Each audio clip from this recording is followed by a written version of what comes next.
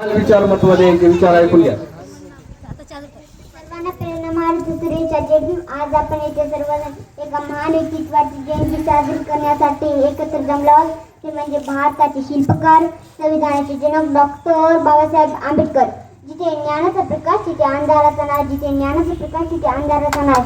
बाबासाहेबांच्या विचारांनी दुनियाला नवा शहर, बाबासाहेबांच्या विचारांनी दुनियाला नवा शहर. 14 एप्रिल 1891 रोजी जन्मले बाबासाहेब. हे फक्त एक व्यक्ती नव्हते, तर ते विचार होते, क्रांती होती, प्रेरणा होते.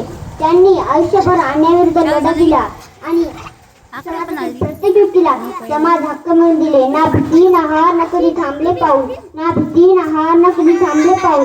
बाबासाहेबांनी दाखवला संघर्षाचा खरा मूळ मंत्र अनमोल. त्यांनी दिला संदेश शिका, संघटित व्हा आणि संघर्ष करा. हा आजही आपल्यासाठी मार्गदर्शक आहे. पुस्तकात ज्ञानात वाढले, पुस्तकात रमले, ज्ञानात वाढले. बाबासाहेबांनी जीवनाचे खरे अर्थ शिकवले. मित्रांनो, आज आपण त्यांची जयंती साजरी करत असताना आपणही त्यांच्या विचारांचा अंगीकार करूया, शिक्षण घेऊया आणि समाजासाठी काहीतरी चांगले करूया. समाजाचा दीप त्यांनी पेटवला, भारतात नवा इतिहास त्यांनी घडवला. शेवटी एवढंच म्हणेन, तर आपण सर्वजण बाबासाहेबांच्या विचारांनी प्रेरित होऊया. एक सुंदर शिष्ट आधारित आणि भाषण करूया. अंधारातून प्रकाशाकडे नेणारा तो दीप होता, अंधारातून प्रकाशाकडे नेणारा तो दीप होता. अन्यायाविरुद्ध उभारणारा तो सिंह होता, अन्यायाविरुद्ध उभारणारा तो सिंह होता. संविधानात शिल्पकार, ज्ञानाचा महासागर होता, तो म्हणजे आपल्या बाबासाहेबांचा महान विचार होता. जय जय. वा वा, थांबे.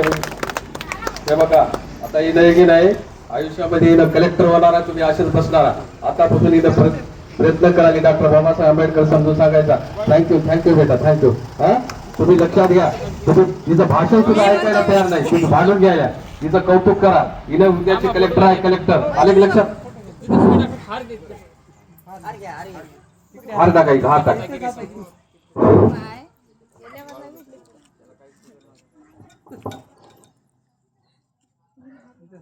मामा इकडे बघा.